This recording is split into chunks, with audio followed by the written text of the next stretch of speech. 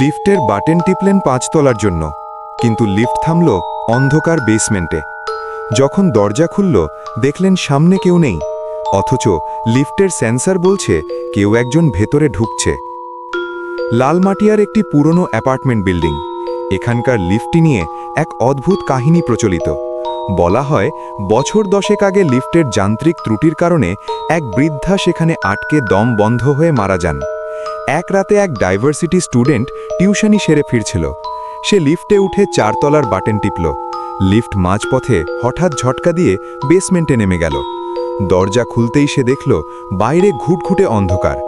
হঠাৎ সে অনুভব করল লিফটের ভেতর এক তীব্র ঠান্ডা বাতাস ঢুকল এবং কেউ একজন তার গা ঘেঁষে দাঁড়াল। লিফটের আয়নায় সে দেখল তার পেছনে কেউ নেই, কিন্তু আয়নার ওপর ঝাপসা হয়ে ভেসে উঠল একটি বার্ধক্যের ছাপ পড়া মুখ।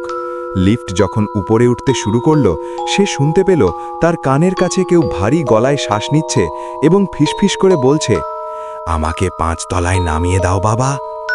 লিফট যখন 5 তলায় থামল, দরজা খোলার সাথে সাথে এক অদৃশ্য ছায়া বেরিয়ে গেল এবং করিডোরে নখ দিয়ে দেয়াল আঁচড়ানোর শব্দ শোনা গেল। আজও ওই বিল্ডিংয়ের মানুষ একা লিফটে উঠতে গেলে পকেটে নুন বা লোহার কিছু রাখেন।